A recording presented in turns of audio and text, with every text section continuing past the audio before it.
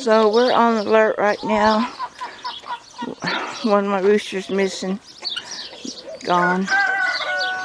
And a lot of people don't like roosters because of the noise they make. But they'll sacrifice themselves for their girls. So we had an extra red rooster right here. He's the brother of the one missing. And I put him in with the girls because they need a rooster to protect them. Yeah, we think it come over during the day. So yesterday night we locked all their doors up, shut both these gates, and I'm glad we did, because this morning whatever it was came back looking, and the reason there went a rat, and that reason this fence here, whoop, was laid down. So something must have come through here, and it looked like it tried to go under here, and Bill's gonna fix all this up. So we gotta find out where it's coming from. We're thinking it's bobcat, because our rooster disappeared daytime. So he probably was trying to save his girls. So we seen a rat go under this yesterday, but what happened, he was sitting right out there, and then when he seen us, he took up underneath there. So Bill is setting a trap, shutting this pen off so the chickens won't get in there, setting a trap down there. So he's got some juicy fruit down there too, because they like juicy fruit. Got the cheese on the trap. We're going to try to catch him, because I don't want to plant my tender plants out, because he'll eat them up. So Bill's going to check all the outside fence and check it all and see where it might be coming in at or leaving. So this is where I was keeping that red. I call him Jumping Jack, because when I go feeding, he gets in that corner and jumps. It's so funny. So he's with the girls now, and I put Pepper in this pen where I can lock him up. He's one of my oldest roosters, and I don't want nothing to happen to him. I'm partial to him. He's a good babysitter, and one of the gold hens, when it's time for her to hatch her babies out, we're going to put her in there with Pepper. He's a good boy. About halfway up now, at least right there, maybe. Yeah.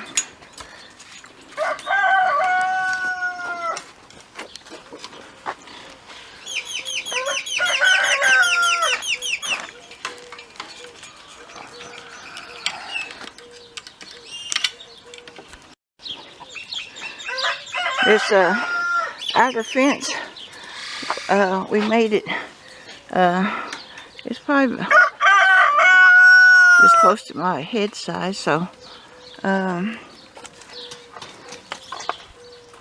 we don't think a coyote could come through here, but a bobcat can, and we do have bobcats.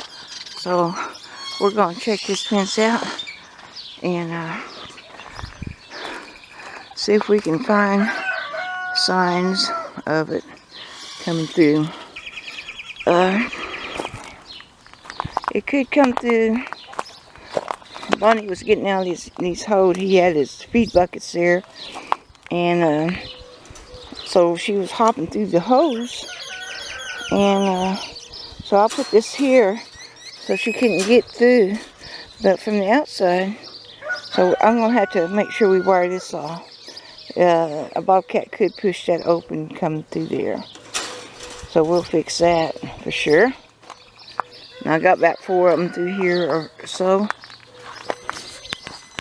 Bill's gonna come take a look. Here's one that's kind of pushed open. Could be. We'll get that taken care of. Because I never had problems before, but bobcat be pretty hard to keep out here. My dog Ben used to keep everything safe. He was so good. I don't see nothing other than that. No wire pushed down from the top.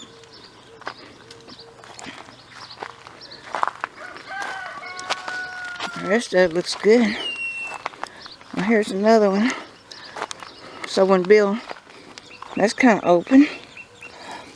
Bill, he put his handsy there in the bucket, feed the horses, and he moved that around to another place. So we'll get all them tied down. That's possible. That's the way they come in, but they can't go out. And there is a hole in the other food forest. He's going to check out. And I'll have to show him this. Almost looks like something come through there. Right there might be the way the critter went out. But we didn't find no feathers or nothing. It's just amazing how they can take a rooster and he's heavy and get going without showing signs of a fight or anything.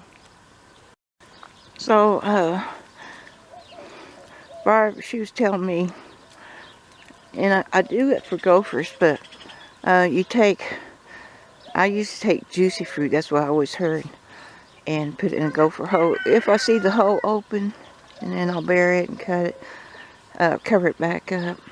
But around her house is like the same thing, brush around her house, you know. So she was telling me the gum she chews, she stuck it on the other side of the fence and she seen it was gone. But when she gets through chewing gum, she'll save it and then start putting it on the other side of the fence. And she said her mouse population went down a whole lot. So I I chew gum, so I started saving my gum. And so that's what I'm going to do. The people won't clean up their yard next door, or their land. It's not their front yard or nothing, it's just their piece of land. So I got some gum today. I'm just going to drop in there and let it fall. And let the mice find it. Get off my finger. There it goes. There it went. There it is. And I'm going to place it all through here, all the way down to the front. Put gum through here. And hopefully the rats will find it. But how can I bring my tender young plants out here knowing the rats are out here? Oh, that's what I'm going to do. I'm getting ready to go in the house. The other day I re-hurt my back, so I'm not doing much work right now. And Bill says, you just take it easy. Get that back healed up. But, so that won't take much work.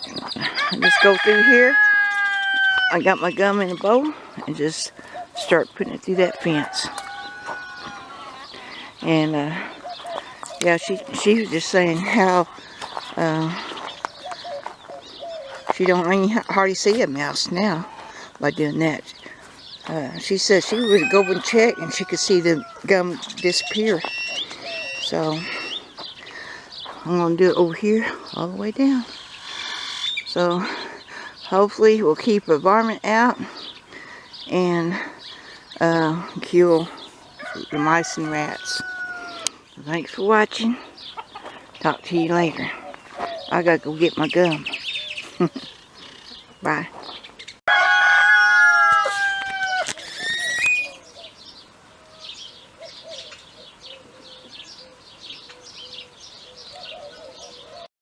So we're thinking this corner here, perfect place for a bobcat climb out, because that was bent that way. So Bill fixed it a little stronger and higher, and if he's trying to get out. But anyway, what we're doing, I'll show you. Hey guys, are you helping Daddy? Are you helping Daddy? Yeah, there's Annie, she's helping. I'll eat these pallets up.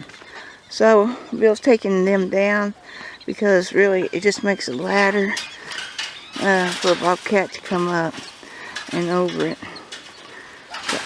I used all these pallets to break wind on the food forest. And yeah, you gonna eat them up, Annie? And take it all down. The rest of it looks pretty good now.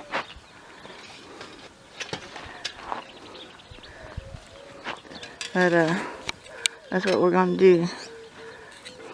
If he's gonna climb this tall wire, and we got it high up here, he's gonna have to work on it. We don't need a T-post there, so he's gonna take it out. This is where we had the Pepper and Pepper Jr. So we're gonna take this A-frame down, and I'm gonna make a garden out of it, garden bed, because we don't like having the peppers back here. We want them up that way with the other chickens. We didn't have extra room for another place to put a rooster. So what we did, we come in here and fix this pen up for Pepper Jr. Yep.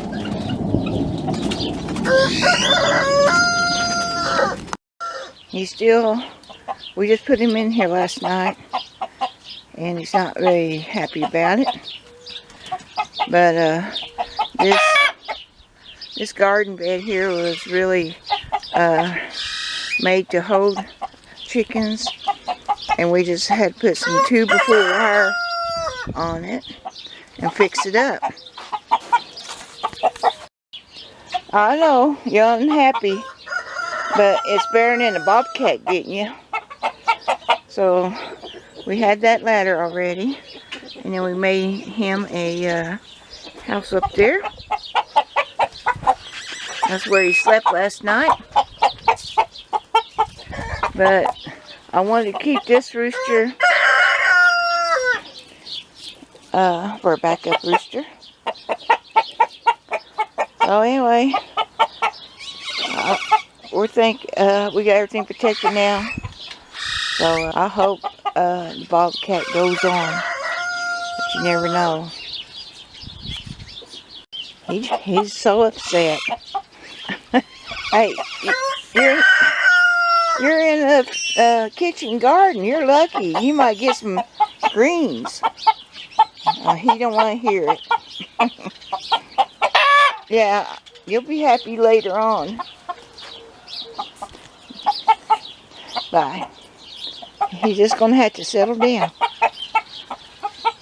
RJ, what do you think about it? Huh? Do you like having a rooster neighbor? Okay. I don't know.